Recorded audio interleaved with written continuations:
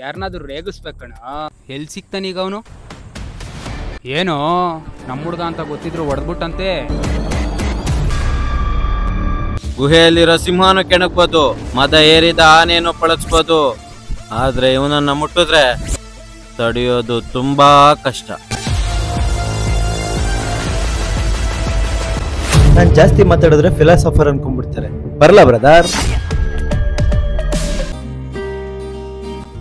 By the way, I am Neha. I am your journalism lecturer. My name is Smita. I am from Sira. Shankar, ನಿಮ್ಮ ಹತ್ರ ಸ್ವಲ್ಪ ಏನೋ personal ಮಾತಾಡಬೇಕಿತ್ತು.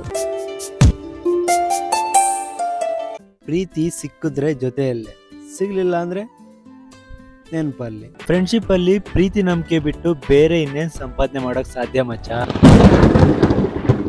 ಎಷ್ಟು ಖರ್ಚಾಗ್ಬೋದು? ಒಂದು 10,000 ಖರ್ಚಾಗ್ಬೋದಪ್ಪ.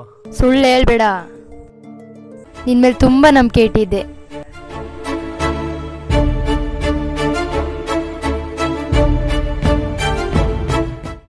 ಚೆನ್ನಾಗೋದು.